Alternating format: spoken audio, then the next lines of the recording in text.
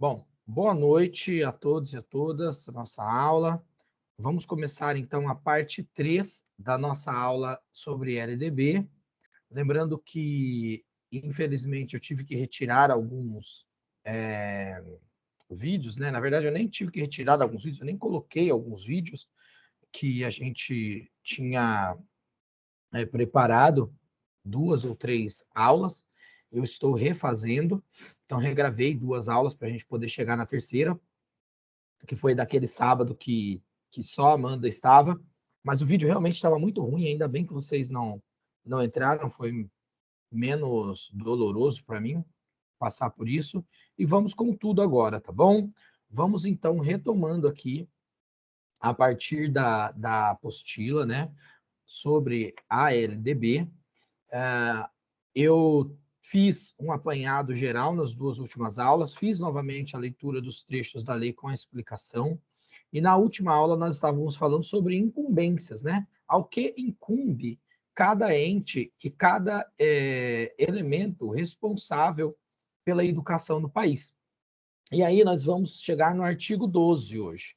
No artigo 12 nós vamos discutir sobre as responsabilidades dos estabelecimentos de ensino, deixando muito claro já de princípio que quando nós falamos de estabelecimentos de ensino, nós estamos falando sobre sobre as escolas, tá? Escolas ou entidades correlatas, digamos assim, né? Ou serviços correlatos. Então, se trata disso, na verdade, de quando nós falamos de instituições de ensino, tá bom? Bora lá. Então, vamos lá para o artigo 12. O compartilhamento caiu, mas foi de propósito aqui, só para eu fazer um ajuste. Fiquem tranquilas, está tudo dentro do script, beleza? Bora lá, então. Vamos nessa. Então, com relação aos estabelecimentos de ensino, nós vamos ter aí um artigo específico para falar sobre ele, justamente porque a ação educativa dentro do Brasil se dá principalmente dentro dos estabelecimentos de ensino. Inclusive, gente, quando nós falamos de educação à distância, mesmo nessa perspectiva, que é muito atual, né? Embora não seja uma novidade, mas é uma perspectiva muito atual da educação à distância, da EAD, existe uma instituição que é a organizadora, que é onde cuida de todo esse trabalho, que é responsável por sistematizar a ação pedagógica, que tem responsabilidades com a sua função pedagógica, com a prestação de resultados, com a sua transparência, e está escrutinável, né, ao poder público. Então, o seu trabalho é escrutinável ao poder público. O poder público pode fazer, e deve fazer, inclusive, a fiscalização desses trabalhos, tá bom? Muito bem, então.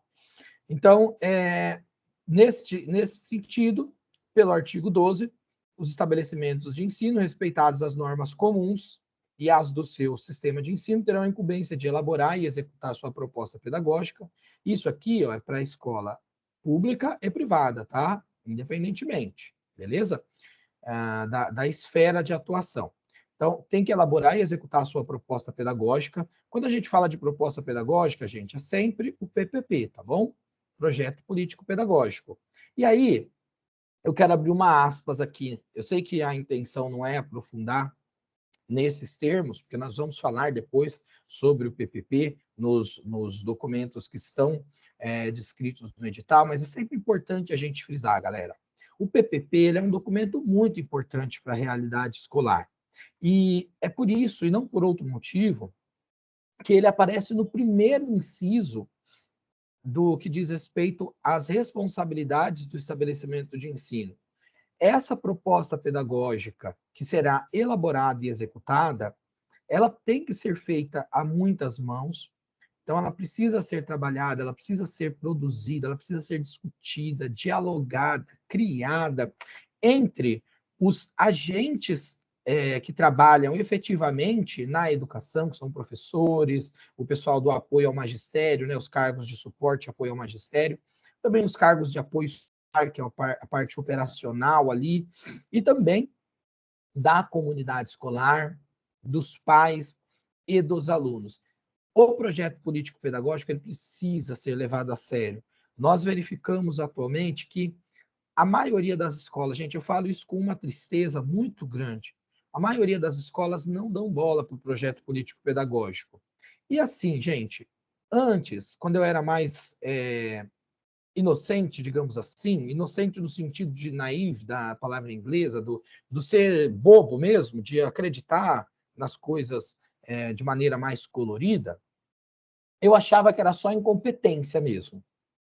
Eu achava que a sonegação das responsabilidades em relação à proposta pedagógica, ao projeto político-pedagógico, à elaboração do projeto político-pedagógico, fosse apenas por incompetência, ignorância, né, no sentido da ausência do conhecimento, do gestor e tudo mais.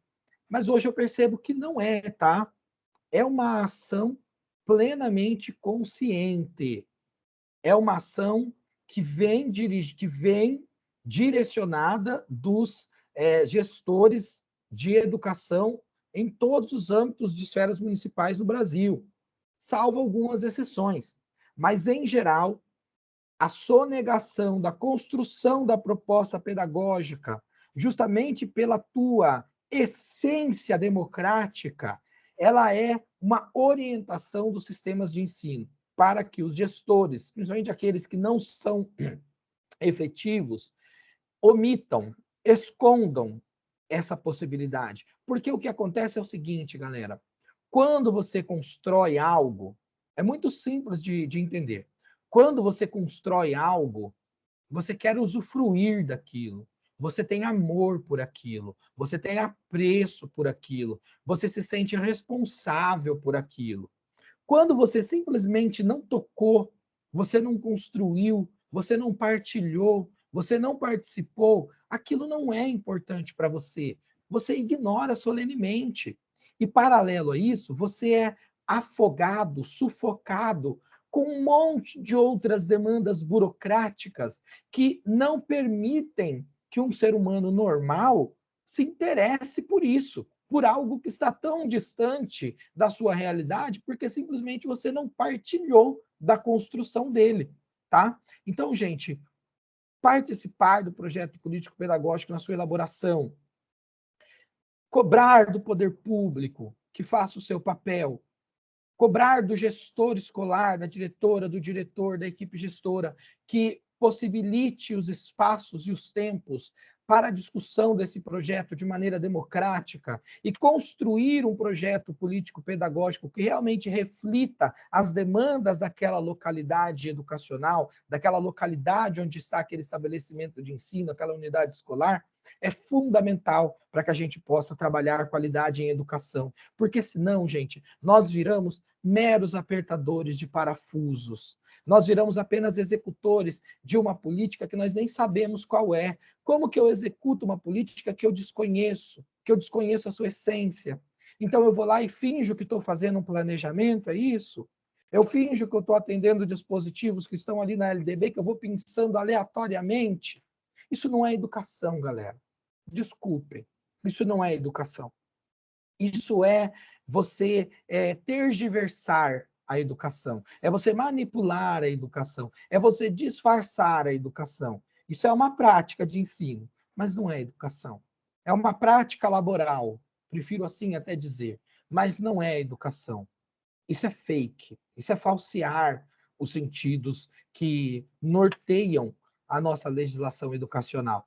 Quando a gente fala de proposta pedagógica, nós estamos falando daquela bula, nós estamos falando daquela bússola, nós estamos falando daquele referencial que vai, com certeza, orientar os trabalhos pedagógicos, os trabalhos da escola.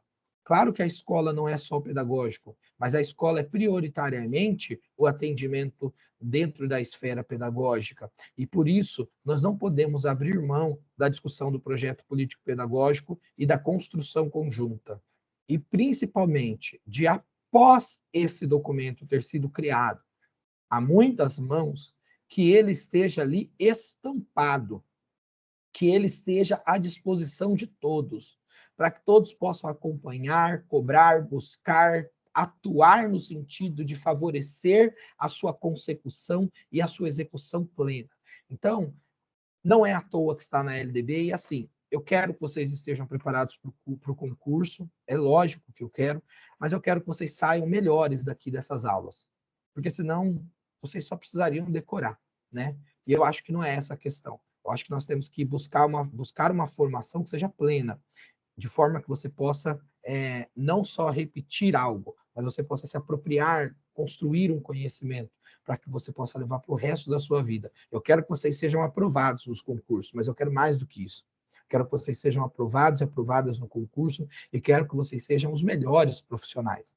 Que vocês entreguem o melhor trabalho, o melhor produto para a sociedade, que hoje está tão carente, tão necessitada de um trabalho verdadeiramente digno em educação. Tá bom? Vamos lá. Continuando aqui. Inciso 2º do artigo 12. Administrar seu pessoal e seus recursos materiais e financeiros. Então, presta atenção aqui. Cabe a quem fazer isso? Ao estabelecimento de ensino. Isso aqui não é tarefa do professor. Isso aqui é tarefa do estabelecimento de ensino, tá? O que é o estabelecimento de ensino? É a administração burocrática e pedagógica do estabelecimento de ensino, tá bom? Então, são gestores, são o pessoal de apoio técnico, esses são os responsáveis por isso, sob a tutela do diretor, né, no caso, ou do gestor, seja lá qual é o nome que se utilize em relação a essa função, seja lá em qualquer esfera, em qualquer município, que possa ter uma nomenclatura diferente, né? Vamos lá. 3. Assegurar o cumprimento dos dias letivos e horas-aulas estabelecidas. Parece óbvio, né? Mas é importante. Quem vai cuidar de assegurar esse cumprimento dos dias letivos e das horas-aulas estabelecidas são justamente os gestores dos estabelecimentos de ensino. Tá? Então, os estabelecimentos de ensino têm que fazer isso. Aí você vai me dizer assim, mas Henrique, fala uma coisa para mim. Isso aí não é uma tarefa do sistema de ensino? Sim, claro que é. Mas dentro da escola, da entidade, né, do estabelecimento onde acontece a prática escolar, a prática educacional, é o estabelecimento de ensino. E quem é o responsável por isso? É o gestor do estabelecimento de ensino. Vai ser o secretário, a secretária, quem entrarão na escola, estarão ali acompanhando o dia a dia, gente. Então, essa é a tarefa do gestor. O gestor tem essa função e o gestor atuará nesse sentido, tá? Sem nenhum problema, sem prejuízo das corresponsabilidades, tá? Agora, por que isso é importante também? Porque pode acontecer, gente, de o sistema estar funcionando plenamente, as outras unidades estarem funcionando plenamente, e uma determinada unidade não estar. Pode ter acontecido alguma coisa que tenha abreviado, ou obstaculizado, ou bloqueado, ou impedido que as aulas estejam sendo executadas. E, de repente, pode se perder ali uma semana de aula, 10 dias de aula. Podem acontecer muitas coisas, de diversas montas. Como é que se diz? Um abalo sísmico, uma enchente, de repente um incêndio na escola, um assalto que derrubou tudo, que destruiu tudo, N coisas podem acontecer. E aí, o gestor vai assegurar esse cumprimento desses dias e horas estabelecidas, utilizando as possibilidades que estão previstas em lei, tá bom? Inclusive no caso de reposição. 4. Velar pelo cumprimento do plano de trabalho de cada docente. Então, cada docente, nós veremos nas incumbências do docente, ele tem que ter o seu plano de trabalho, que é o que nós chamamos de planejamento, plano de ação, tanto faz. É o plano de trabalho, tá bom? Esse plano de trabalho, ele é submetido à gestão, e a gestão, né, através das suas divisões de responsabilidades, irá observar e irá velar pelo cumprimento desse plano de trabalho docente, que é muito importante, porque é nesse plano de trabalho docente que será efetivada a ação pedagógica dentro da escola, tá bom? Inciso 5. Prover meios para a recuperação dos alunos de menor rendimento. Então, se por acaso você tiver alunos com um rendimento de alguma maneira prejudicado, você precisa, então, a escola precisa, então, estabelecer os meios para que isso seja viabilizado, tá bom? Para que isso possa ser viabilizado. Deixa eu ver aqui. Gente, posso fazer pedir uma gentileza para vocês? Tem uma professora no grupo que chama Magnólia. Se alguém puder ajudá-la para eu não ter que abreviar a aula, ou não interromper a aula, ela está tendo alguma dificuldade para entrar. Alguém diga para ela que é pelo Teams, tá? E, e que ela pode baixar, tá? E é só ela, se ela não conseguir entrar de primeira, ela pode entrar e sair na segunda. E sair de segunda, né? Sair numa próxima. E se ela quiser também, para ela ficar despreocupada, porque a aula vai ficar gravada, tá bom? Assim, eu não preciso. Só jogar no grupo do WhatsApp, vocês vão me ajudar muito se vocês fizerem isso, alguma de vocês fizerem isso, tá bom? Vamos lá. Então, prover meios para a recuperação dos alunos de menor rendimento. Então, a escola vai prover esses meios para recuperar esse aluno que tem um rendimento inferior em relação aos outros, tá?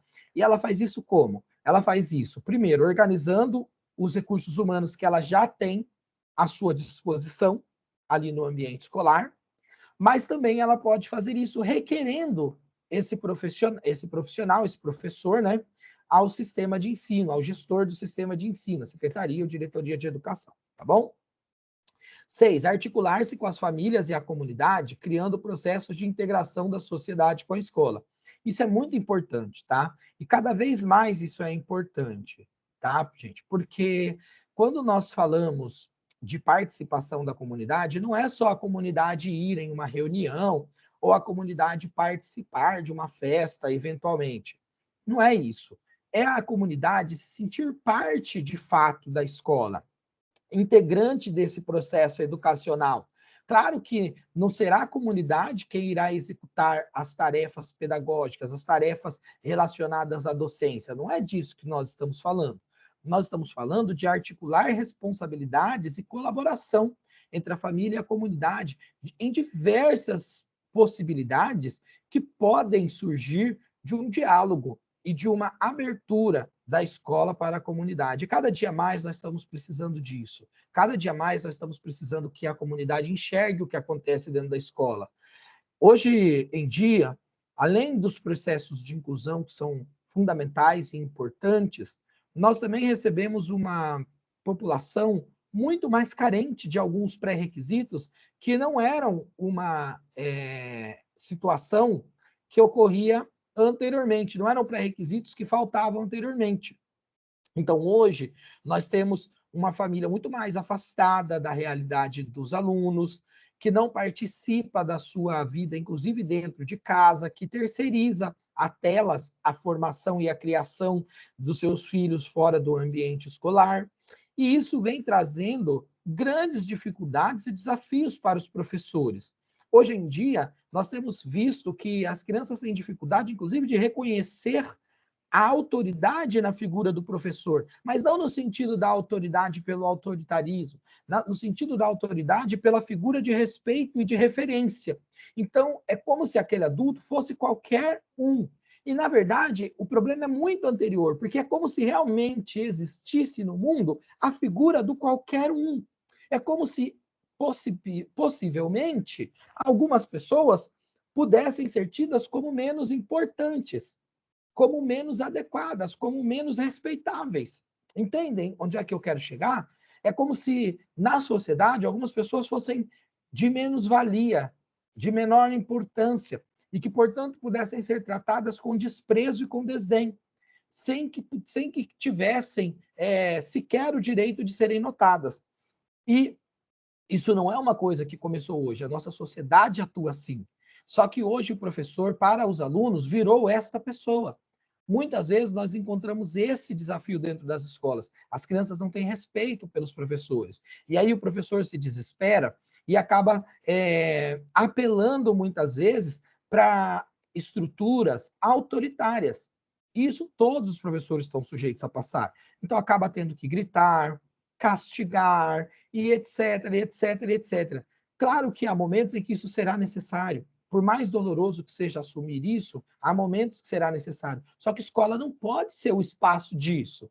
A escola tem que ser o lugar do afeto, o espaço do encontro, o espaço do crescimento, o espaço da partilha, o espaço da construção conjunta, o espaço em que o amor seja a linguagem que norteia as relações humanas. Portanto, Não podemos permitir que chegue a esse ponto. E o professor sozinho, ele vai perder essa guerra invariavelmente se ele tiver que ir para o confronto, para a confrontação do aluno, principalmente na estrutura escolar que nós temos hoje, onde nós temos uma menor quantidade de período de tempo desses alunos dentro da escola. Então, um aluno que fica 5 horas dentro da escola, por mais que ele ouça determinados regramentos e comandas dos professores, dos profissionais que estão ali presentes, se dentro da sua vida extraescolar ele não tem as informações que se articulam com esses regramentos, com essas comandas dentro da escola, ele fatalmente desobedecerá isso. E o pior, ele ficará, inclusive, muito confuso sobre qual seria a atitude, a atuação correta dele como indivíduo na sociedade. Portanto, ter uma boa integração com a família, com um diálogo colaborativo, transparente, honesto, uma relação dialógica, de maneira estruturada, articulada, indo muito além do que só convidar o pai ou a mãe para participar do conselho escolar ou da festinha ou da reunião, é muito mais interessante.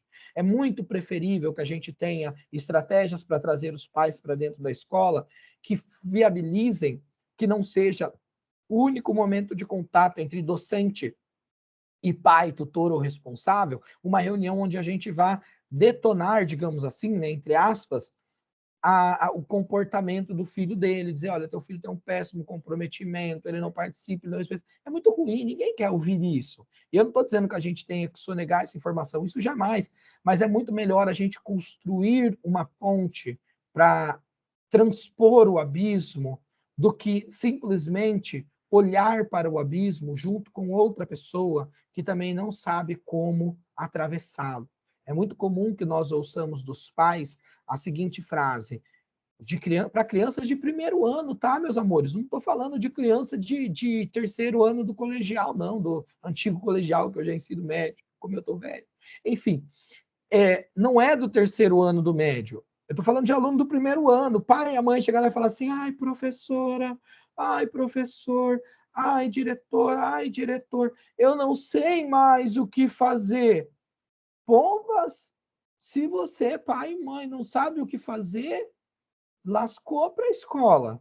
O que, que sobra para nós fazermos então? Entende? Então, não é milagre, é trabalho. Educação é trabalho.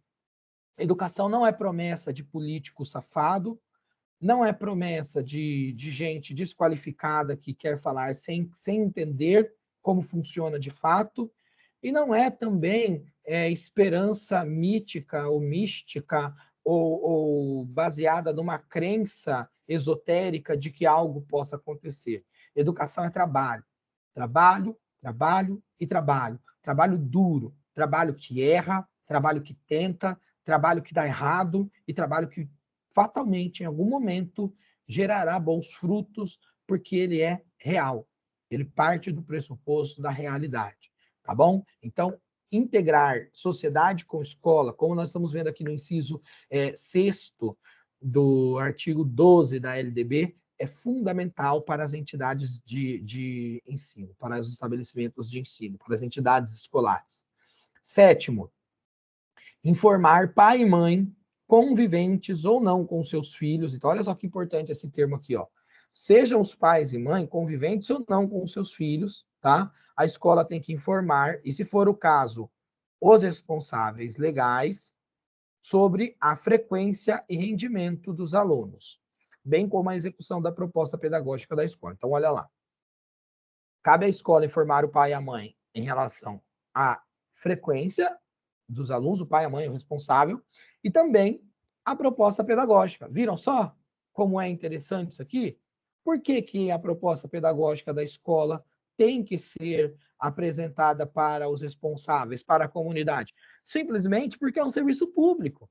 E nós não estamos entregando caridade por si só, secamente. Nós estamos entregando um serviço que é custeado pela população, pela sociedade, e que tem pressupostos legais como finalidades e objetivos, e, portanto, informar sobre essa execução dessa proposta pedagógica para os pais é fundamental. Pode ser de qualquer maneira, com bilhete, com um informe, hoje utilizando algum recurso de rede social ou alguma comunicação nesse sentido, durante as reuniões, tem que ser partilhado isso para os pais, para que os pais saibam o que está acontecendo na escola. Eu torno a dizer, do mesmo jeito que para o professor só é importante a proposta pedagógica se ele participa, para os pais também. E só é importante a ação pedagógica que é executada dentro da escola pelo professor se o pai tiver pelo menos a ideia, ou se ele se sentir acolhido dentro da execução dessa proposta pedagógica. Então, ele sabe o que está acontecendo, ele se sente um receptor ativo e não passivo desta atividade, deste trabalho, deste serviço público. E isso aí, gente, é muito importante. Isso é fundamental para que a gente possa, de fato, exercer um serviço pedagógico que faça sentido para a comunidade, tá bom? Tem que fazer sentido. Não pode ser algo jogado, não pode ser algo simplesmente deixado ali. Tem que ter lógica, tá bom? Quem recebe o serviço tem que ver lógica naquilo, porque senão ele nunca vai nos apoiar. Esses pais responsáveis nunca vão apoiar a escola, tá bom? 8. Notificar ao Conselho Tutelar do município a relação dos alunos que apresentem quantidades de faltas acima de 30% do percentual permitido em lei. Então, vamos lá, gente. Nós já vimos, mas eu vou repetir aqui, e depois nós veremos de novo, que para a educação infantil, o mínimo de frequência de frequência escolar, de presença do aluno, precisa ser de 60%. Ou seja, é permissível que o aluno se ausente por até 40% das datas e horas previstas no calendário escolar. Bom, no ensino fundamental e no médio, isso altera-se. Isso vai para 75% obrigatório de presença. Eu já falei sobre isso em outro momento, acho até que é até bastante branda essa obrigatoriedade, mas enfim, é isso, tá? Então, 75% no fundamental e no médio de presença, podendo então o aluno ter 1/4 de ausências durante o ano, é muita coisa.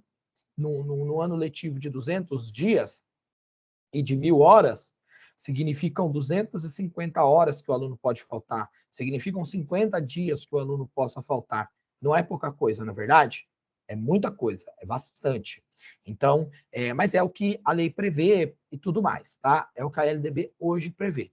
Bacana?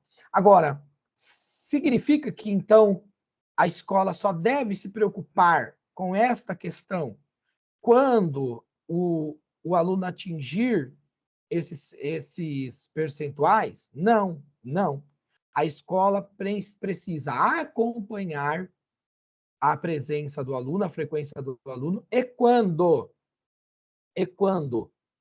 esse percentual de ausências atingir um montante de 30% do percentual permitido, então aí o Conselho Tutelar tem que ser notificado. Vou dar um exemplo aqui que eu dei na outra aula. Vamos lá. Um ano letivo com 200 dias. O aluno pode faltar, então, 50, certo? 50 dias. Quando o aluno tiver faltado um montante de 30% de 50 dias, significa que o conselho tem que ser notificado, tá bom? Hoje em dia, nós utilizamos, inclusive, uma outra metodologia, porque essa daí é uma metodologia bastante catastrófica, porque você deixa chegar muito perto da margem já, né, de erro. Então, hoje em dia, é mais por bimestre a questão. Então, digamos que no bimestre você tenha 50 aulas, vou colocar 4 bimestres com 50 cada, tá bom? Só para a gente exemplificar aqui, beleza? Se você tiver, então, quatro bimestres com 50 dias letivos cada, significa que o aluno pode faltar 12,5 dias. Vamos arredondar para 13, tá? Dias pela legislação, se for o ensino fundamental ou médio, tá? Porque aí dá 1/4, dá 25% de 50, beleza? Então, se por acaso o aluno tiver chegado num montante que corresponda a 30% desses 13 dias que ele possa se ausentar, já tem que ser notificado o conselho tutelar. Entenderam? Ficou confuso ou não? Vou repetir. Eu tenho ali um bimestre que tem 50 dias, para o ensino fundamental ou para o ensino médio, tanto faz. O permitido em números de ausências para este educando, neste bimestre hipotético, seriam de 13 dias. 13 dias. Que dariam os 25% que ele pode se ausentar. Porém, quando o aluno faltar o equivalente a 30% desses 13 dias, significa que o conselho tutelar tem que ser informado, tem que ser notificado, tá bom? Aí faça as contas aí, porque eu não vou fazer de cabeça agora, não. Vamos lá, ó. 100% é igual a 13, eu quero saber, 30% vai ser igual a quanto? Aí faz a regra de 3 aí. É a quantidade de faltas que esse aluno poderá ter. Vai ser algo em torno de 7 faltas, mais ou menos. Não, 7 não, 7 é 50%.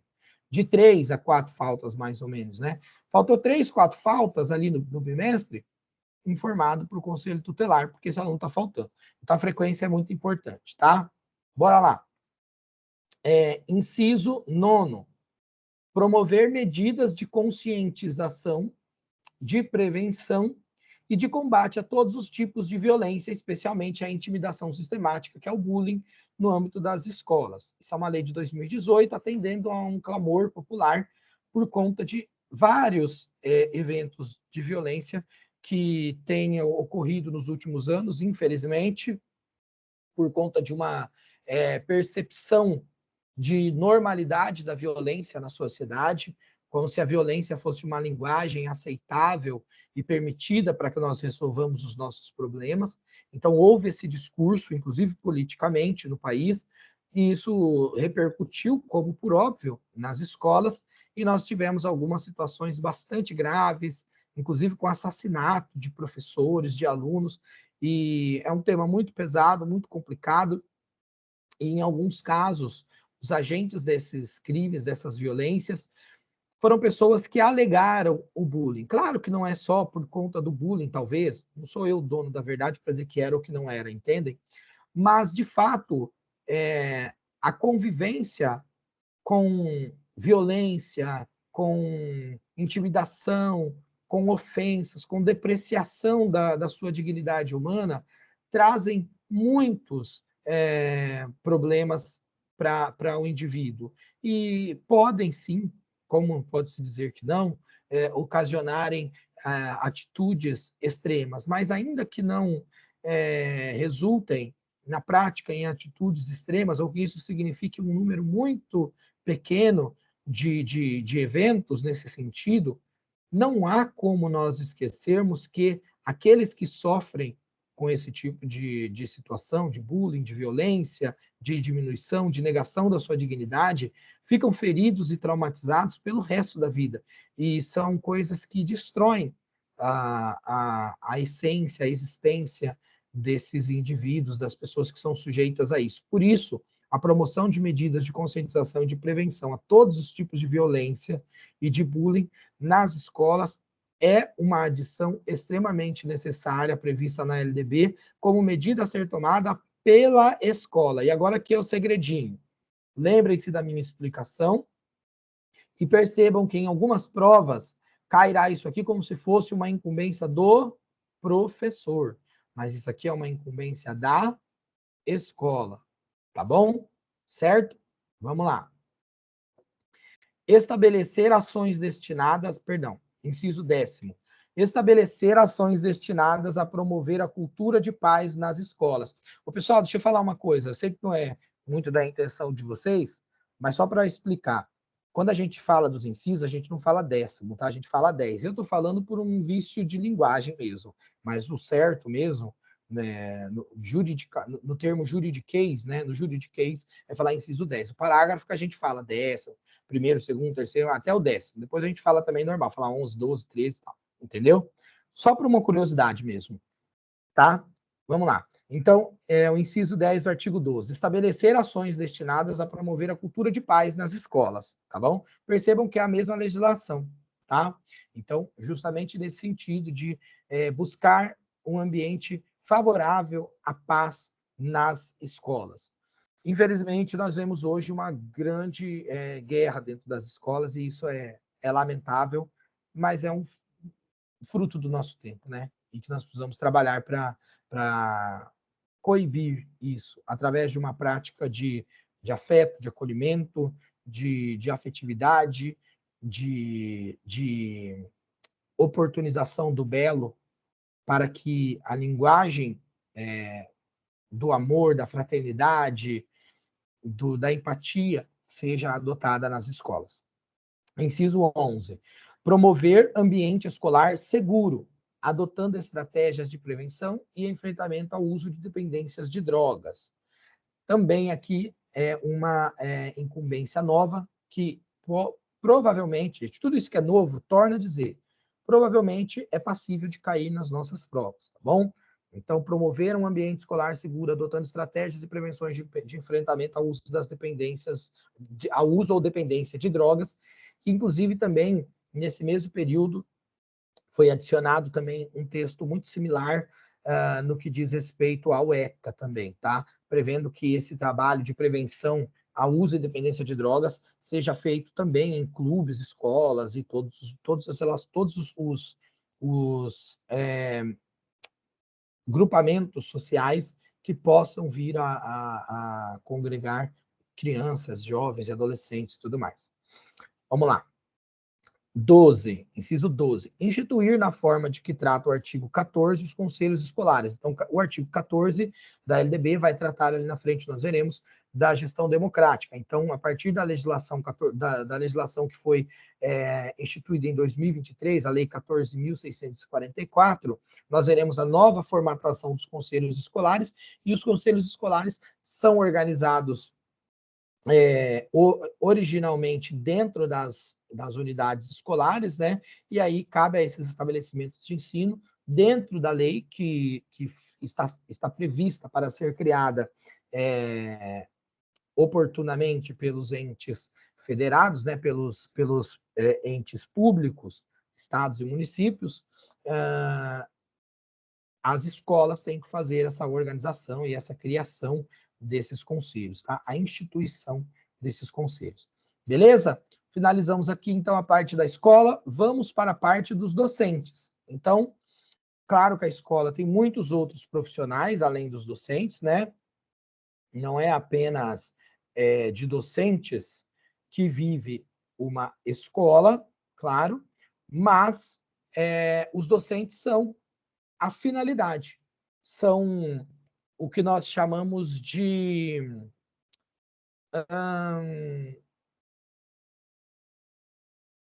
ação determinativa, tem um nome que eu estou tentando buscar aqui na minha memória. Atividade fim, é isso. Fim, terminado, não é isso. É atividade fim.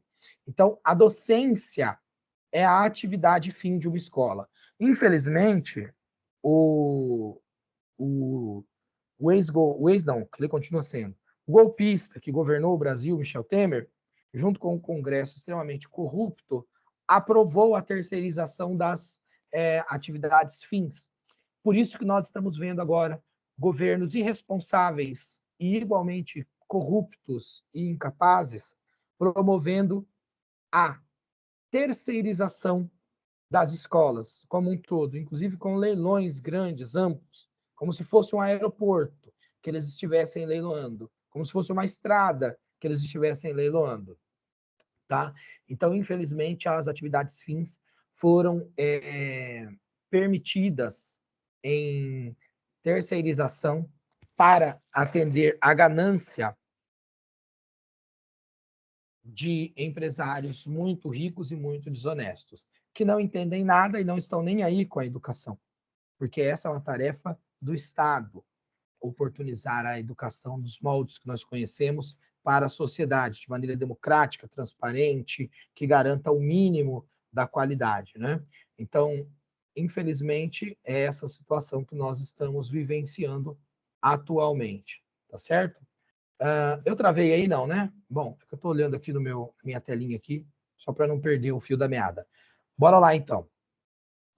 Então, justamente desses profissionais que exercem a atividade fim, é por isso que você não terá na NDV, por exemplo, um artigo que vai tratar sobre os oficiais ou os secretários de escola.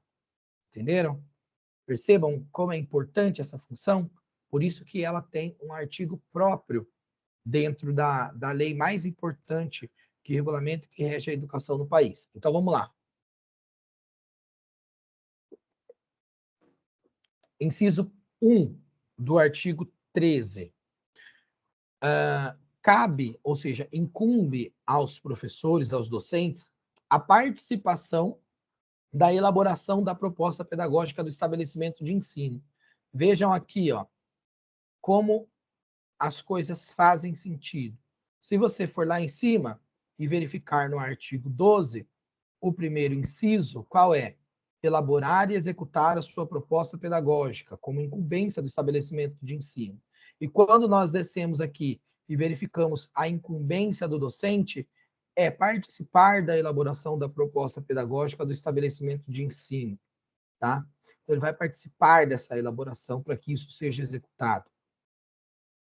Inciso 2, elaborar e cumprir o plano de trabalho, segundo a proposta pedagógica do estabelecimento de ensino. Então, ó, o professor participa da elaboração e depois ele participa também da sua execução, cumprindo o seu planejamento, cumprindo o seu plano de trabalho, aquele que é pactuado, dialogado junto com os pares na escola. 3, zelar pela aprendizagem dos alunos. Ora, essa é a função do professor, zelar pela aprendizagem do aluno. Essa é a função docente, tá? 4, estabelecer estratégias de recuperação para os alunos de menor rendimento. Aí vejam que isso aqui, ó, casa com a responsabilidade também de quem? Casa com a responsabilidade do estabelecimento de ensino. Aqui, ó. Inciso 5º, prover meios para a recuperação dos alunos de menor rendimento. Aí você vem aqui e olha aqui aos professores, cabe estabelecer estratégia de recuperação para os alunos de menor rendimento. Tá bom? Vamos lá. 5, ministrar os dias letivos e horas estabelecidos, além de participar integralmente dos períodos dedicados ao planejamento, à avaliação e ao desenvolvimento profissional, tá bom? Então, é obrigação do professor, é sua tarefa, é sua incumbência, ministrar os dias letivos e as horas estabelecidas, ou seja, aquilo que está estabelecido por lei, que é da tua competência e da tua alçada, além de participar dos períodos dedicados a planejamento, a avaliação e ao desenvolvimento profissional que sejam ofertados pelos sistemas de ensino, pelas entidades, pelos órgãos escolares, né, pelas unidades escolares, pelos estabelecimentos de ensino. Inciso 6º, colaborar com as atividades de articulação da escola com a família e a comunidade. Portanto, aquilo que eu disse sobre integração de escola com família, pressupõe, requer a colaboração, o trabalho conjunto dos professores. Então, essas atividades de articulação que serão desenvolvidas pela escola precisam da participação e da colaboração dos professores para que possam efetivamente serem cumpridas. Tá bom? Vou dar uma pausa aqui para perguntar para vocês. Até agora, o que vocês estão achando? Nossa, como eu estou feliz, quanta gente aqui hoje. Quem é que está aqui na fila de espera, que eu estou vendo, que está dizendo em espera? É a Jusilene. Por que será que ela está em... Jaqueline. Ué, por que será que ela está em espera? Que estranho.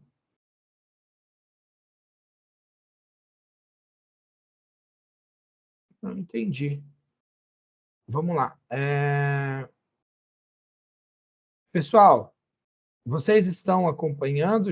Jaqueline está acompanhando. Eu não sei se ela está ou se não está. Digam aí para mim, gente, até agora, o que vocês têm a dizer? Querem fazer alguma pergunta? Ficou alguma dúvida? Renata, por favor. Foi sem querer, professor, mas está tranquilo, está ótima a explicação. Alguma dúvida, gente, com relação a alguma dessas pontuações que eu fiz aqui?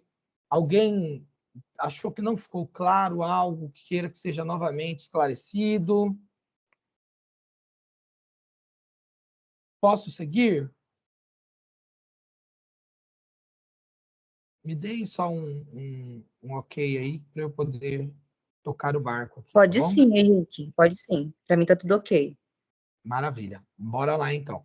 Então, agora que nós falamos das incumbências dos poderes públicos, da escola em si e dos docentes, vamos agora falar um pouquinho sobre organização também, tá? E sobre gestão.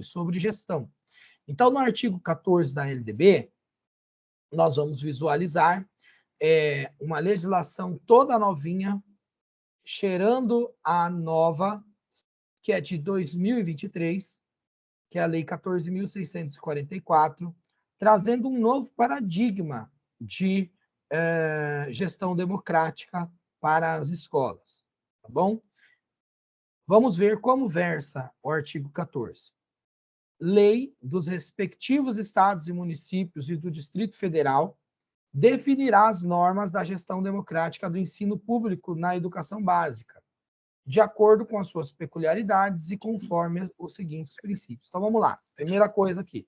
Quando eu leio lei dos respectivos sistemas de ensino, ou lei dos respectivos estados, municípios, Distrito Federal e do Distrito Federal, eu estou entendendo aqui que a LDB, esse artigo 14 da LDB, a partir dessa legislação aqui, a 14.644, está obrigando, determinando que estados, municípios e Distrito Federal criem, cada um dentro da sua esfera de competência, uma lei que defina, portanto, aqui está o verbo no futuro, definirá, que defina normas da gestão democrática do ensino público na educação básica.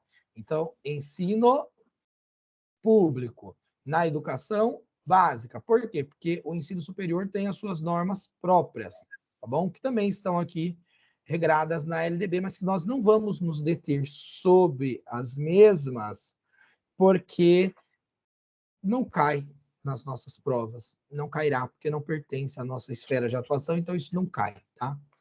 Meio que uma coisa meio tácita, um acordo tácito entre essas empresas que organizam essas provas. Se não tem a ver com a esfera de atuação, eles não cobram, tá bom? Muito bem. Essas leis, elas devem atender a peculiaridades locais e tem que atender também a seguintes princípios. Então, que quando eu falo de peculiaridades locais, eu estou me referindo a organizações ou a sociedades ou agrupamentos sociais que têm as suas próprias formas de existir e de se organizarem. Por exemplo, comunidades quilombolas, então as escolas que estão em comunidades quilombolas, elas precisam ter uma determinada especificidade para a sua organização. Uma escola, por exemplo, indígena, uma escola que esteja numa área indígena, numa sociedade, num grupamento indígena. Então, algumas peculiaridades são importantes que sejam respeitadas, tá bom? E a lei permite que isso seja feito, tá?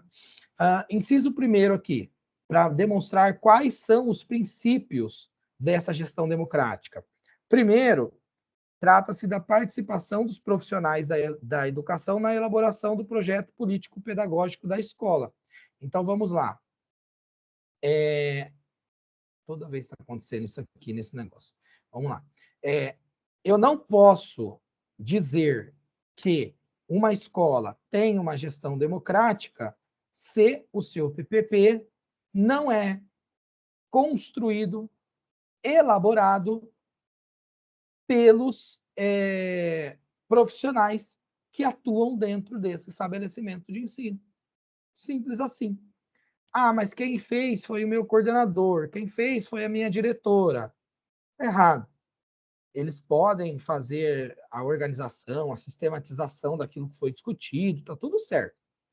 Mas a construção na elaboração precisa ser feita por várias mãos. E aí eu coloco os profissionais da educação, a comunidade e também os educandos dentro de, claro, de uma lógica e de uma organização que o bom senso aduza, né? Vamos lá. Inciso 2.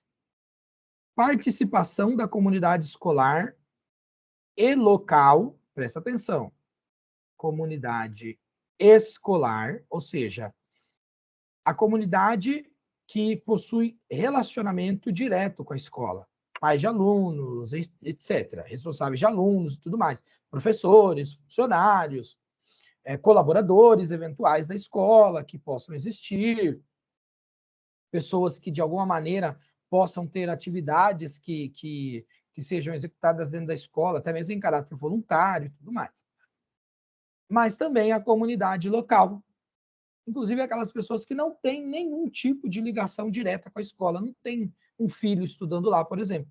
Mas todos eles têm que ser participados, tem que ser aberto a participação desses elementos, desses indivíduos, desses entes, nos conselhos escolares. Só nos conselhos escolares? Não.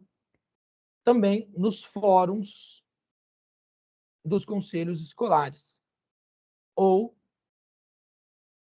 entes, entidades, organizações equivalentes. Tá bom? Então, para que eu considere a gestão democrática, eu preciso observar e garantir a participação da comunidade escolar e da comunidade local nos conselhos escolares e também nos fóruns dos conselhos escolares ou entidades equivalentes. Os fóruns dos conselhos escolares, eles não são colegiados internos da escola, eles são externos, tá bom? Mas lá embaixo eu vou explicar para vocês o que é. Parágrafo 1º desse inciso 2. Aliás, desse inciso 2, não. Parágrafo 1º desse artigo 24. Desse artigo 14. O conselho escolar, que é um órgão deliberativo, ou seja, ele não é só um órgão para assistir o diretor falar e dizer amém. Ele é um órgão que toma decisões. Por isso que o termo utilizado aqui é deliberativo. Ele delibera sobre algo, ele define. Então, dentro de uma estrutura democrática, é permitido que este conselho faça as suas contribuições e colaborações e defina acerca de decisões relacionadas à escola. Será composto do diretor da escola. Diretor aqui, no caso, é só para seguir a norma da língua portuguesa, mas diretor ou diretora, tanto faz, tá bom? Então, nesse caso aqui, é só para a gente ter isso claramente expressado aqui na nossa explicação. Então, será composto do diretor da escola, que neste caso ele é um membro nato. Agora, perceba o seguinte, o diretor da escola, ele é um membro nato, segundo a legislação que nós estamos verificando aqui, que alterou esse artigo 14 da LDB. Ele é um membro nato. Porém, há legislações como, por exemplo, a de Osasco, que é uma legislação que provavelmente deva ser alterada para atender a um disposto deste artigo 14, mas na legislação de Osasco, prevê-se o diretor, a diretora, não só como membro nato, mas como o presidente nato do conselho escolar. Pode acontecer de alguma legislação dentro das esferas administrativas, nos municípios e estados, estabelecerem que o diretor não seja o presidente nato, que possa ser outro participante do conselho, tá bom? É por isso que a Lei 14.644 apenas expressou a obrigatoriedade do diretor como um membro nato para que o líder máximo dentro da hierarquia escolar não esteja alijado ou fora da organização e da participação no conselho escolar, tá? É impensável isso. Portanto, no parágrafo 1º, nós veremos que a diretora, ele é um membro nato, certo? Porém, não estabelece que ele seja o presidente nato. Na lei de Osasco, por exemplo, é estabelecido que ele seja o presidente nato. Em outros municípios, eu não conheço a lei, eu só estou dando exemplo para pensar esse contraste, tá? Além do diretor da escola como membro nato, também o conselho escolar deve ser composto por representantes da comunidade escolar e também representantes da comunidade local, eleitos por seus pares nas seguintes categorias. Então, aqui, ó, há uma categorização,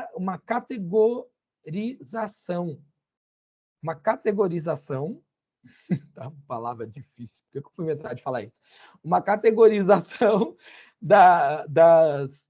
dos entes, dos elementos que irão compor, né, os conselhos escolares. Então, quem devem ser esses membros a compor os conselhos escolares? Ora, inciso 1 deste artigo, desse parágrafo 1º do artigo 14, não 24, artigo 14.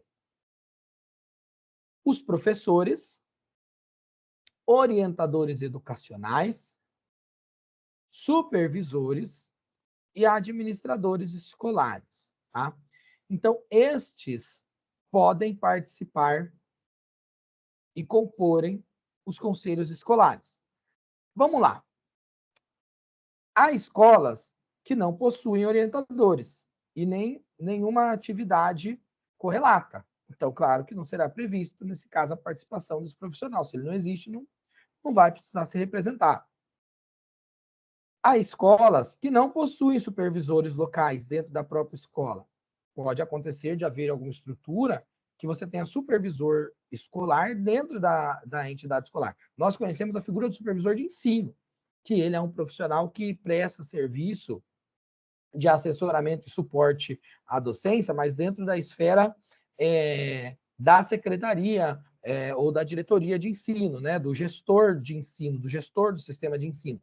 Mas pode existir um supervisor, um cargo de um supervisor, uma função de supervisor dentro da escola, tá? Então, eles também têm esse direito de participarem do conselho escolar. E administradores escolares. Então, se você tiver alguém que faça a atuação de administração da escola e que tenha outra nomenclatura, também é permitido, é passível, é previsto que ele possa participar dos conselhos de escola. E aí eles estarão todos nessa primeira categoria aqui do inciso 1, quando eles forem ser votados, porque eles serão escolhidos pelos pares, então pressupõe-se uma votação, uma eleição, nem que seja por aclamação, mas uma eleição, para a escolha desses representantes. E aí, nesse inciso 1, essa categoria, que é esse subgrupo, professores, orientadores educacionais, supervisores e administradores escolares, eles estão, então, dentro de uma categoria. No inciso 2, uma outra categoria, os demais servidores públicos que exerçam atividades administrativas na escola, ou seja, demais servidores que exerçam atividades dentro da escola. O que ficou estranho aqui, ó, é que está como tarefa administrativa. E algumas atividades dentro da escola não são administrativas. Eu acho que isso aqui futuramente vai ser, de alguma maneira, regulamentado ou regrado para que possa, de maneira democrática, permitir que outros servidores do apoio, servidores que estão mais no âmbito do serviço ou da prestação de serviços gerais, também possam participar, porque eles também compõem a realidade escolar, né? Eles também são pessoas que participam da vivência e atuam de maneira indireta, mas muito marcante, dentro da proposta e da execução dos trabalhos pedagógicos na escola. Mas vamos lá, o que está na lei é isso aqui, tá? Então não esqueçam. Professores, no inciso 2, demais servidores públicos que exerçam atividades administrativas na escola. 3, estudantes. 4, pais ou responsáveis. Então perceba aqui, ó, pais ou responsáveis não estão na mesma categoria que membros da comunidade local. Então, aqui, ó, seria relativo à comunidade escolar, né? Pais ou responsáveis, tutores, pessoas que têm uma relação direta com a escola, né? E membros da comunidade local, que não necessariamente precisam ter alguma participação direta na escola, ou que tenham filhos, ou alguma ligação direta, não participação, ligação direta, tá? Oi, Parágrafo Henrique. 2º desse artigo 14. Henrique, Oi, pois não. existe alguma porcentagem, por exemplo, sei lá, 30% professores, estudantes nesse conselho? O que se pressupõe? Não tem. A gente vê aqui, por exemplo, que na lei não tem, não apresenta isso, tá? Mas o que se pressupõe? Se pressupõe que haja paridade. E quando nós formos ver o conselho aqui, ó, nós vamos ver no parágrafo 3º que o conselho estabelece uma paridade. Mas essa legislação aqui não trouxe. Claro que por uma consciência democrática, por uma previsão, e nós estamos falando de gestão democrática, então, se nós queremos estabelecer uma gestão democrática, os parâmetros precisam ser parâmetros de equidade. Então, tem que haver paridade na escolha. Então, imagina-se que haverá uma certa equilibração aqui em relação à quantidade. Digamos, se serão 3 professores, se serão 3 servidores também, então serão 3 estudantes, 3 pais ou responsáveis ou 3 membros da comunidade local. Para dar um exemplo da legislação de Osasco, que é o CGC, que é uma lei de 2007, 2008, salvo meu maior engano, a paridade já é prevista. Então, a legislação ela previu essa paridade, essa distribuição paritária, e também previu um determinado número de representantes em relação à quantidade de salas que existam naquela salas ou quantidade de alunos que existam naquela unidade escolar. Então, uma escola que tenha, sei lá, 4 turmas, 4 salas por período, é diferente a sua formação do seu conselho, ele é bem menor, né, do que aquela que possui, sei lá, 20 turmas por período, 30 turmas por período, 15 turmas por período, tá? Então, há esse pressuposto do bom senso, que imagina-se que seja assim. Mas como a União, não é governo, a União, ela não pode interferir na organização, nesse sentido, né, dos outros entes, ela cria esses regramentos, mas, ao meu ver, ela poderia ter criado a ideia da equivalência. Eu acho que foi um furo mesmo. Na verdade, não tem muita explicação, não. Eu estou tentando dourar aqui, mas eu acho que foi um erro mesmo. Do mesmo jeito que eu acho que foi um erro quando faltou aqui colocar os servidores do apoio, o pessoal que faz o serviço que não é administrativo, vamos dizer assim, né? Então, você tem zeladores, você tem, por exemplo, um inspetor de aluno.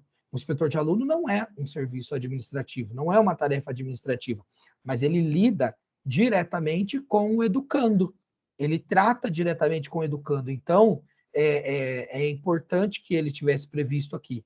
Agora, o que não é impedido?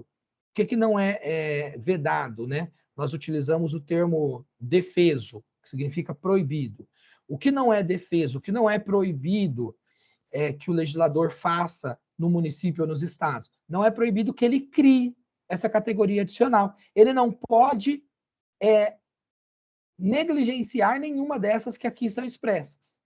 ele não pode retirar nenhuma delas, mas ele pode criar uma categoria adicional, desde que seja razoável. Ele não vai colocar aqui, por exemplo, uma categoria de membro do corpo de bombeiros. Não tem sentido.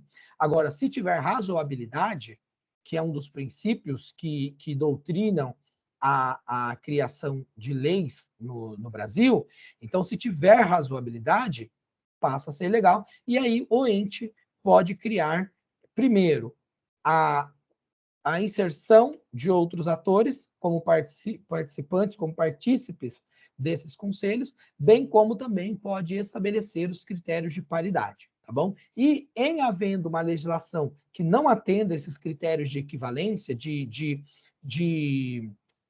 igualdade de armas, digamos assim, de paridade, os outros entes podem ingressar com um pedido inclusive no judiciário, né, para que isso seja alterado, para que seja anulada essa lei, né, ou esse dispositivo, esse artigo da lei, tá bom? Então, isso pode acontecer, tá?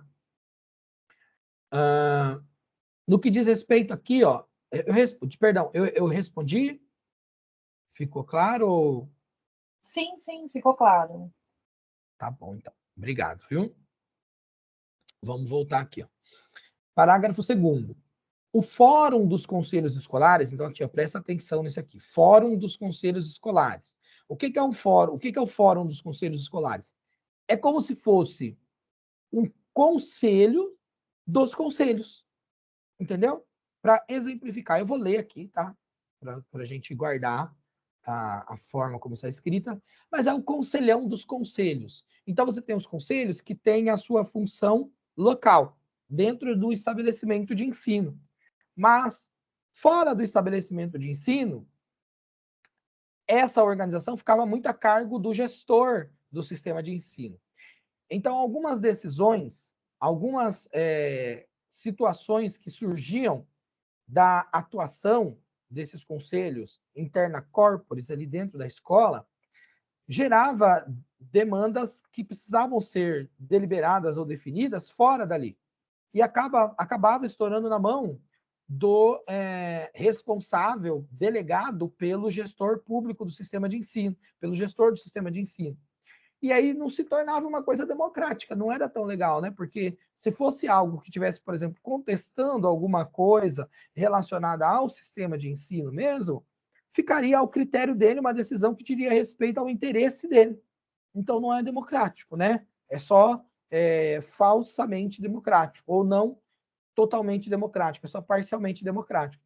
Então, a ideia do Fórum dos Conselhos é para que essas questões que não estejam previstas na legislação ou que não sejam possíveis ser realizadas ou ser deliberadas dentro do ambiente interno da escola, pode ser definido por um colegiado externo. E esse colegiado externo se chama Fórum dos Conselhos Escolares. Tá bom?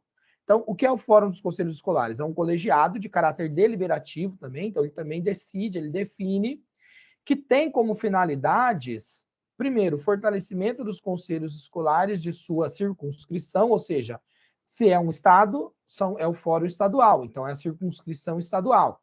Se é do município, é um fórum municipal, então da sua circunscrição municipal. É a tua localização administrativa, tá? A circunscrição é isso, é a localização administrativa. E também a efetivação do processo democrático nas unidades escolares. Então, os fóruns servem para fortalecer esses conselhos e para também efetivar esses processos democráticos nas unidades educacionais e nas diferentes instâncias decisórias, se por acaso estiver acontecendo algum tipo de desvio no que se diz respeito a justamente esse processo de democratização dessas gestões. Então, claro que haverá resistência, porque há resistência, é natural. O ser humano, ele tende ao autoritarismo. E nós estamos acostumados numa organização social que, desde os nossos lares, ela tende ao autoritarismo. E o autoritarismo é essa imposição de força hierárquica de um ente sobre todos os outros, tá? De um elemento sobre todos os outros. Então, para que isso não seja replicado dentro da escola, é que se pressupõe a gestão democrática e a previsão de um conselho que ajude a deliberar sobre temas importantes dentro da unidade educacional. Só que haverá diretores, gestores, que não aceitarão essa democratização.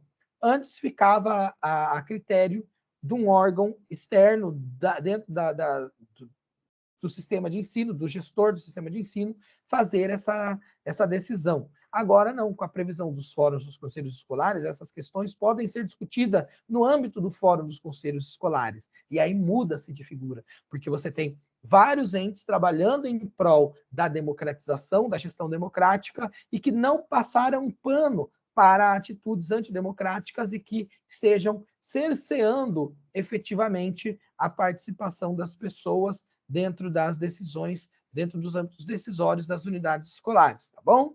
Então, só para continuar aqui, com vistas a melhorar a qualidade da educação, norteado pelos seguintes princípios. Então, para que eu quero a gestão democrática? Para quê? Para o barraco torar, para o circo pegar fogo, o pau comer solto dentro da escola, para alguém apontar o dedo na cara do diretor? Não, não é nada disso. É gestão democrática com organização, com princípios, com elementos que venham a favorecer. Por isso que ele diz que é com vistas, com a intenção de melhorar a qualidade da educação. O legislador ele foi claro nesse sentido.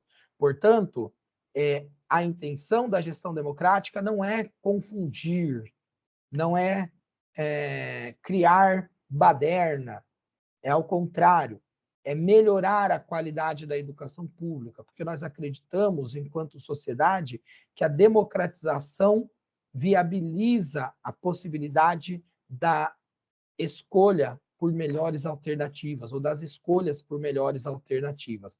E os princípios norteadores dessa gestão democrática serão os seguintes. Vejam aqui. Inciso 1. Democratização da gestão. Democratização da gestão.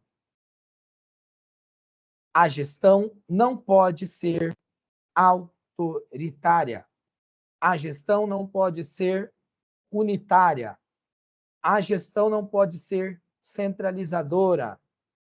A gestão não pode ser superior em todos os seus desejos. A gestão precisa ser democrática.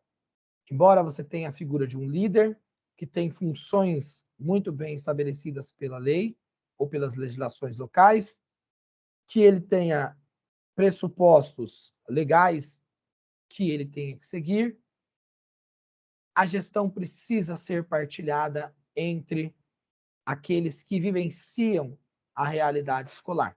Então, o princípio norteador é a democratização da gestão. É a quebra, a ruptura do autoritarismo ou da autoridade central. Não é que não haja a presença de um líder, não é que não haja um ente central que responda pela escola, mas ele não responde sozinho, não decide sozinho. Possui uma partilha desses poderes, dessa gestão, dessas decisões que dizem respeito à realidade da escola. Inciso 2º, democratização do acesso e da permanência. Aí você diz assim, mas espera aí, isso aí não é uma responsabilidade do ente, do poder público? Sim, de fato o é.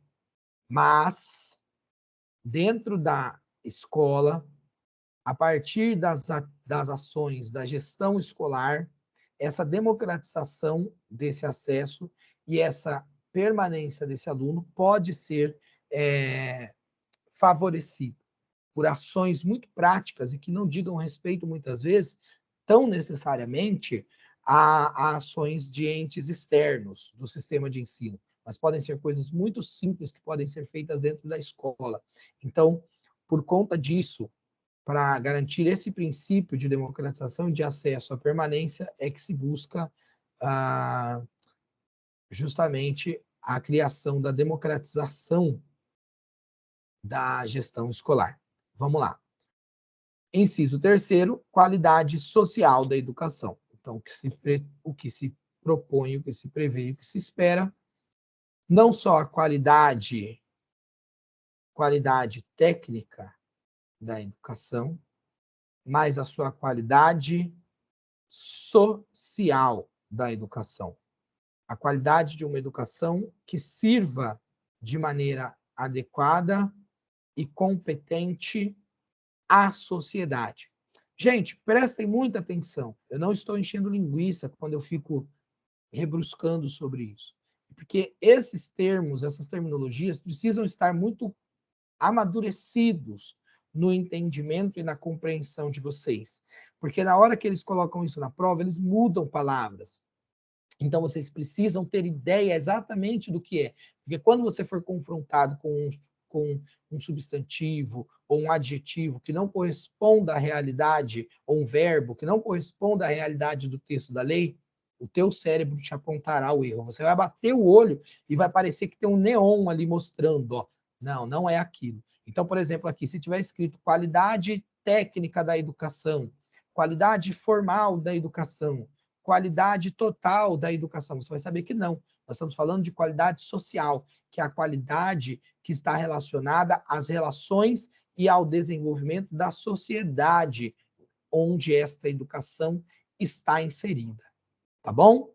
Beleza? Parágrafo 3º. O Fórum dos Conselhos Escolares será composto de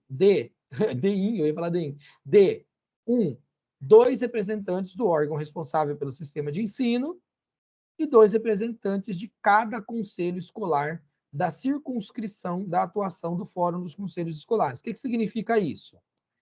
2 pessoas serão encaminhadas pela secretaria ou pela diretoria de ensino. 2 representantes, que são atuantes dentro desse órgão. Pode ser um servidor de carreira, um servidor comissionado, aqui não está dizendo qual será, mas 2 representantes de lá. Entretanto, contudo e todavia, é necessário que hajam pelo menos 2 representantes de cada conselho escolar da circunscrição do Fórum dos Conselhos Escolares. Na prática, significa o quê? Cada unidade escolar tem o seu conselho, certo? Então, são 2 representantes de cada conselho escolar. 2 representantes de cada escola. 2 representantes que sejam participantes do conselho escolar de cada uma das unidades ou estabelecimentos de ensino ligados à educação que prevejam este tipo de conselho. Então, olha só como é grande, como é volumoso e como é democrático, porque ele tem uma previsão de participação massiva de entes que estão ligados diretamente à prática dos conselhos. Então, aí não há o que se discutir nesse âmbito de democratização, mas ficou muito claro o interesse, tá bom, do legislador, é que esses fóruns tenham uma vida orgânica, que eles realmente venham trazer as demandas dos conselhos escolares, colocando na mesa todos os desafios, problemas, questões relacionados à existência desses conselhos, para que, inclusive, possam depois serem norteadores de criações de leis que venham a favorecer a educação e também dos próprios conselhos em si. Bom, bora lá. Artigo 15. Os sistemas de ensino assegurarão às unidades escolares públicas de educação básica que os integram progressivos graus de autonomia pedagógica e administrativa e de gestão financeira, observadas as normas gerais do direito financeiro público. O que significa isso? Que os sistemas de ensino, ou seja, os gestores dos sistemas de ensino, de educação, no âmbito dos municípios e dos estados,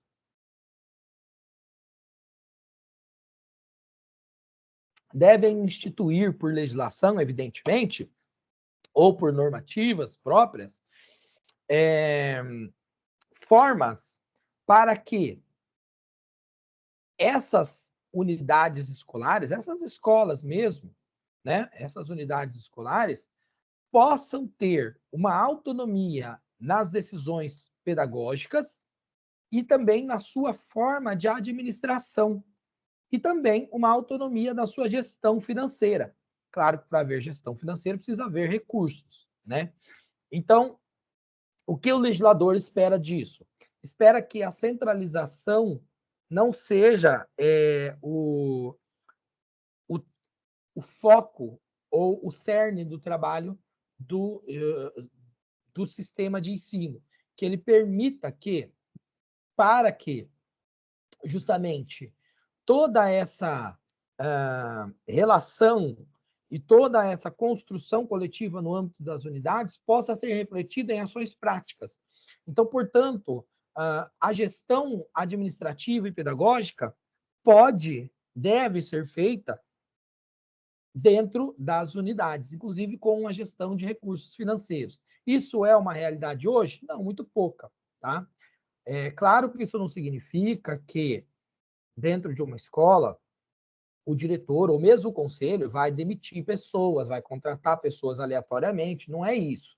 É dentro do que está na lei, dentro das normas gerais do direito financeiro público, do que diz respeito à gestão, e também na administração do pessoal, tá bom? E, claro, a sua autonomia pedagógica para que possa construir a sua orientação pedagógica, a sua finalidade pedagógica, né? A que se destina as ações pedagógicas naquele lugar. Beleza?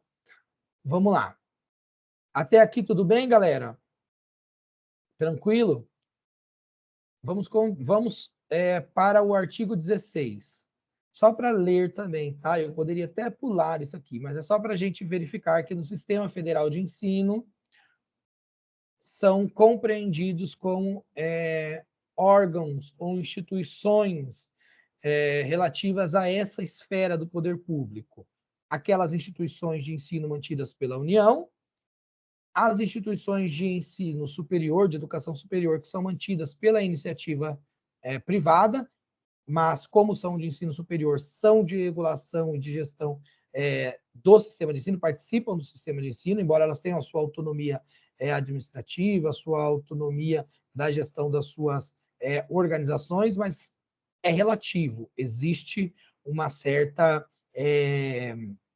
parcela dessa autonomia que é relativa e que está atrelada a um controle, a uma supervisão permanente dos entes públicos e, no caso, aí do governo federal, tá? E também pertence à União os órgãos federais de educação, beleza? Vamos lá, artigo 17. Os sistemas de ensino do Estado e do Distrito Federal compreendem 1. As instituições de ensino mantidas, respectivamente, pelo Poder Público Estadual e pelo Distrito Federal. Então, as instituições públicas. As instituições de educação superior mantidas pelo Poder Público Municipal. Mas você vai falar assim, mas existe, por acaso, professor, universidades, escolas, instituições de ensino superior que sejam mantidas pelo Poder Público Municipal? Sim, existem. Osasco mesmo tinha a FITO, acho que não tem mais. Mas, enquanto ensino superior, tá? O município de São Caetano tem uma das melhores universidades do estado de São Paulo, e ela é municipal, tá bom? Porém, ela pertence ao sistema de ensino não municipal, ela pertence ao sistema de ensino estadual, tá bom? Porque o responsável pela regulamentação, pela supervisão e pela autorização dessas universidades é o sistema de ensino estadual, tá bom?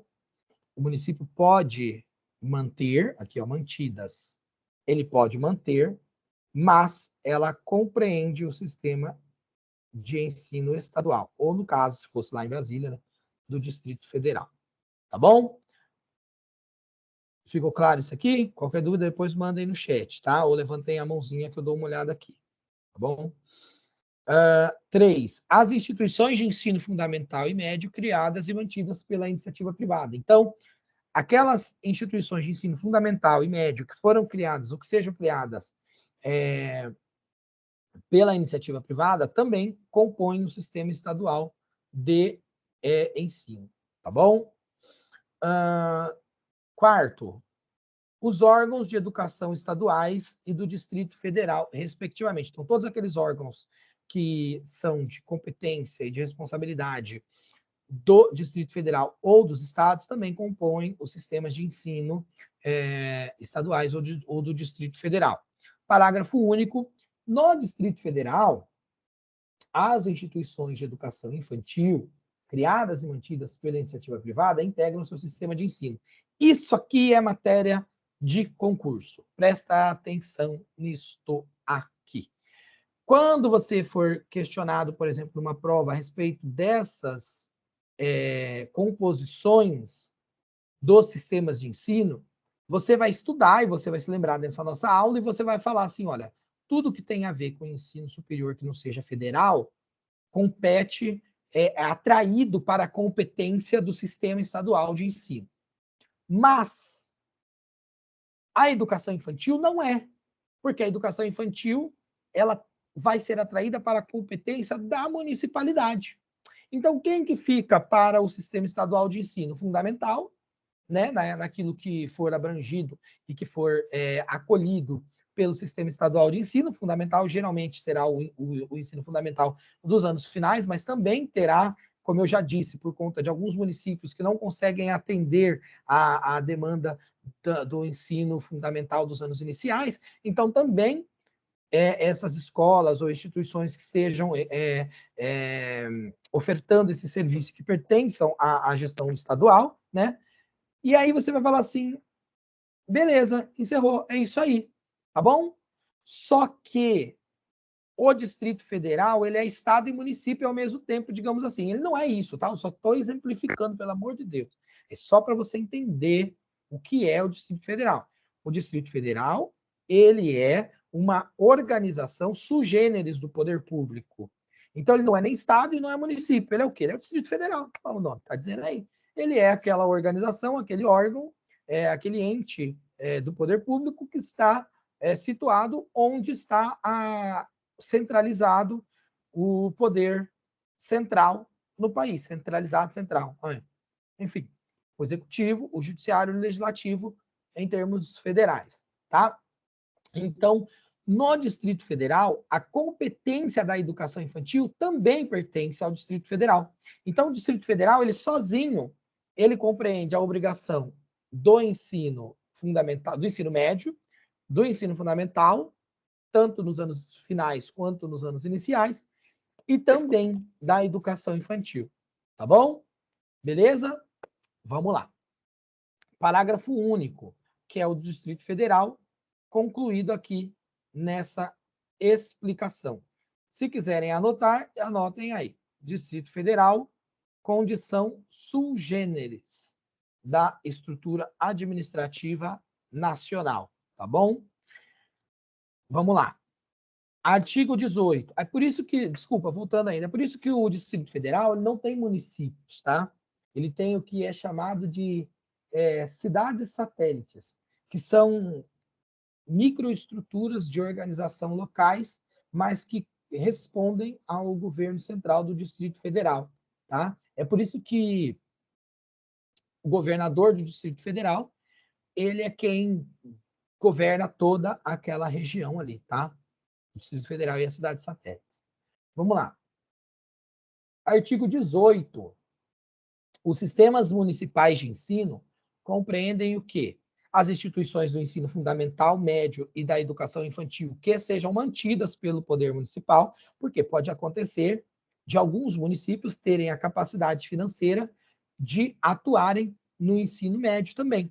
Então, quando isso acontece, São Paulo atua Não sei se Barueri atua também, não vou falar que atua porque eu não lembro. Depois a gente vai dar uma olhada nisso aí quando a gente estiver estudando a estrutura de Barueri, tá bom? Mas, neste caso aqui, ó, os sistemas municipais de ensino, então, acolherão todas as instituições de ensino que digam respeito à gestão municipal, seja o ensino fundamental, médio ou educação infantil. E no caso, se o município tiver uma universidade que ele banque, nós acabamos de ver isso. Se ela tiver uma universidade, o ensino superior que seja bancado pelo município, por atração, ela é componente do sistema estadual de ensino. Tá bom? Beleza? Quem mais que compreende o sistema municipal de ensino? As instituições de educação infantil criadas e mantidas pela iniciativa privada. Então, todas aquelas instituições de educação infantil que tenham sido criadas e mantidas pela iniciativa privada são de competência do município. Agora, aquelas que forem instituições de ensino fundamental e médio, criadas e mantidas pela iniciativa privada, elas são de responsabilidades do sistema estadual de ensino. Tá bom? Ó, inciso 3º aqui do artigo 17. Inciso 3º não, inciso 3. As instituições de ensino fundamental e médio criadas e mantidas pela iniciativa privada compõem o sistema de ensino do Estado e do Distrito Federal. As instituições de educação infantil criadas e mantidas pela iniciativa privada compõem o sistema municipal de ensino. Sistema municipal de ensino, ou seja, os sistemas municipais de ensino, tá bom? Quem mais que compõe os sistemas municipais de ensino? Os órgãos municipais da educação. Então, todos os órgãos municipais que exerçam atividades, serviços que sejam relacionados à educação, pertencem ao sistema municipal de ensino. Facinho, facinho isso aqui, né? Quando a gente escuta a explicação, fica bem mais fácil de entender, tá bom? Vamos lá. Artigo 19. As instituições de ensino dos diferentes níveis classificam-se nas seguintes categorias administrativas. Vamos lá.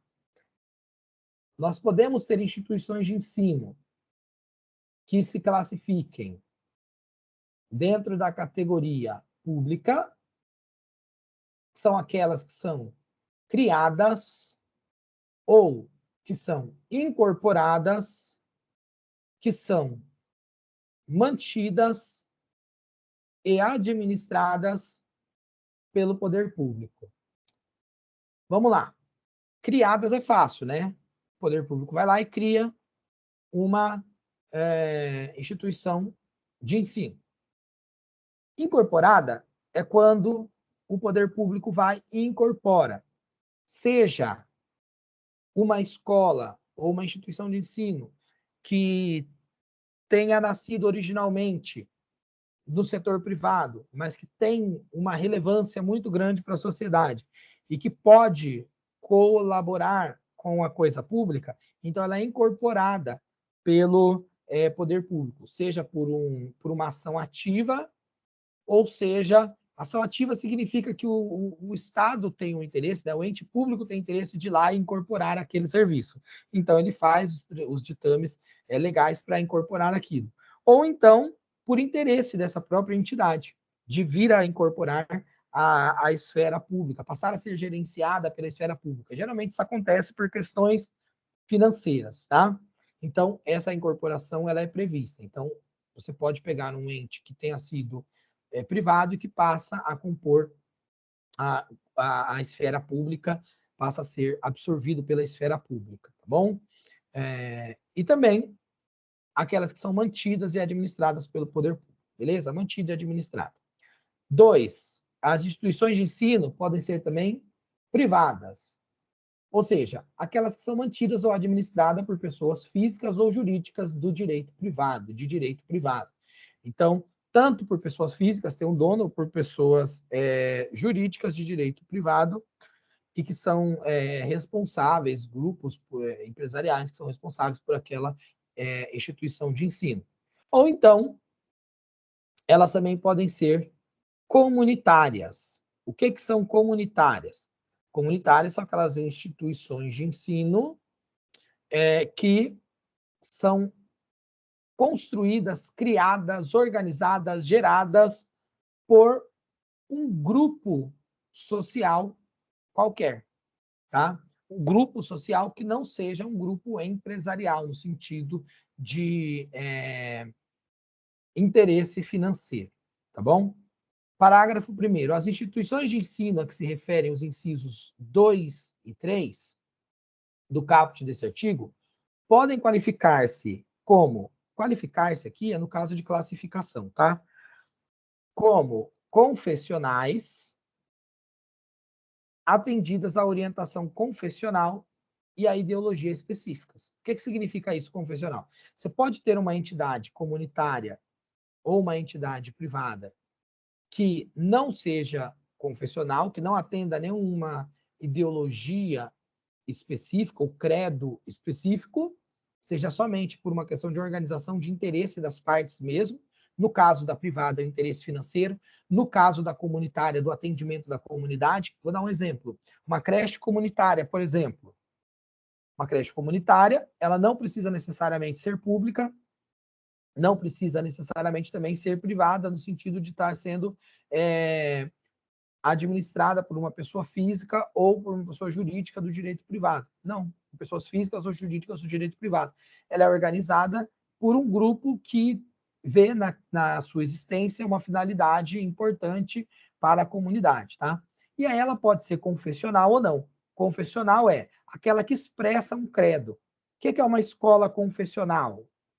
É uma entidade que pode ser privada ou comunitária confessional. Uma escola adventista do sétimo dia, uma escola, deixa eu ver, uma escola católica, são confessionais, uma escola espírita, são escolas confessionais, tá bom? Uma escola que tenha algum tipo de ideologia específica, tá bom?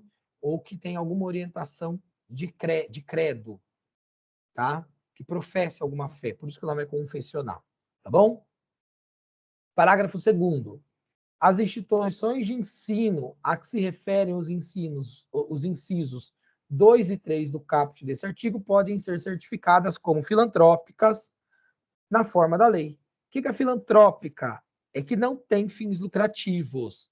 Então, uma entidade pode ser privada, tendo fins lucrativos, ou pode ser privada sem ter fins lucrativos. Pode ser privada, mas tendo um fim de autossustentação gerencial, claro, mas que não seja para enriquecer um dono, nesse sentido, entendeu?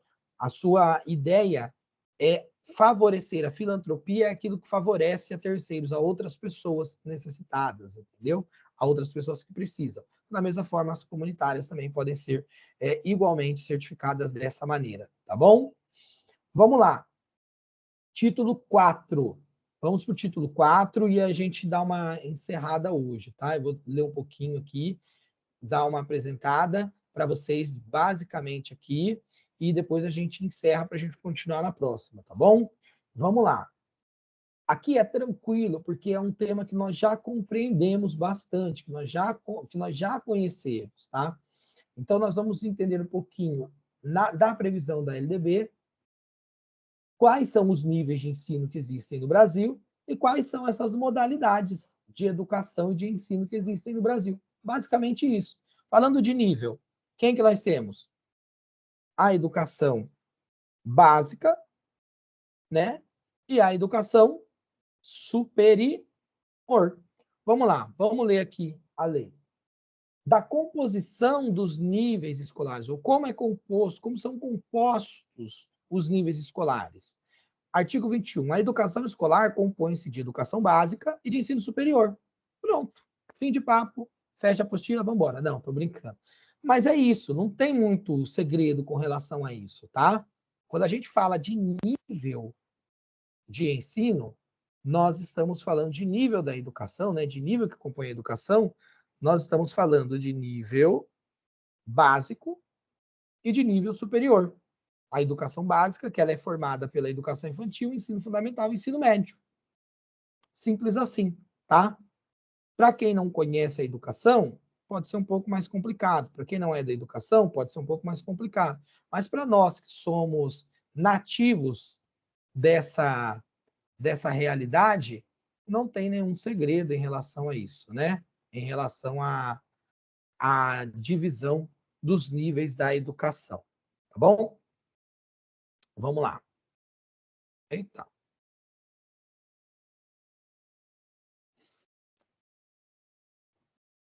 Da educação básica. Aí, eu vou perguntar para vocês o que vocês preferem. Que eu deixe para fazer um apanhadão da educação básica na próxima ou eu continuo agora?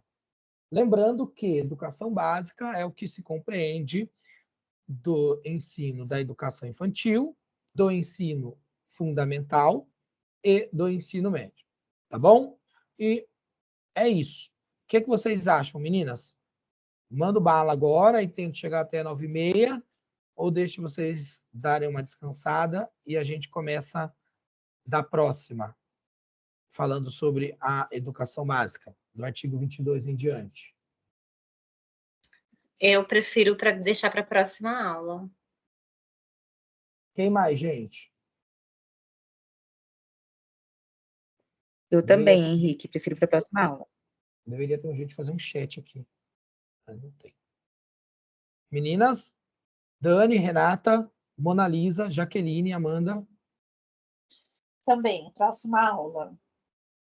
Vocês estão cansadas, meninas? Sim. Eu também estou, um montão. Eu também prefiro para a próxima aula. Mas vocês estão conseguindo compreender a explicação ou já ficou maçante? Sejam sinceras. Aceito críticas de bom grado. Eu quero melhorar para vocês. Sim, que tá maçante, Dani? Tá, né? É cansativo ler, né? Eu estou tentando, do melhor modo possível, fazer ficar traduzido para vocês entenderem. E a minha ideia é essa, que vocês consigam, quando forem confrontadas com o texto da lei no concurso, vocês não sejam pegas em pegadinha, que vocês consigam identificar a essência do texto. E se tiver uma coisa ali que não tem nada a ver, você perceba, você fala, opa, esse sujeito aqui que escreveu a prova está querendo me enganar. Não é nada disso, não. Então, é essa a minha ideia. Eu espero alcançar sucesso nessa minha intenção. Tá bom? Meninas, é um prazer muito grande estar com vocês. Eu estou muito feliz de ver um montão de vocês aqui hoje. Gosto muito disso. Não tem coisa mais legal para um professor do que ter a presença dos alunos. Isso é muito gostoso, é muito edificante. É o que alimenta a alma da gente. Muito obrigado. Aguardo vocês na quinta-feira. Eu vou tentar já encaminhar o link antes, tá bom? Até a próxima. Beijo no coração. Fiquem em paz. Tchau, tchau, meninas.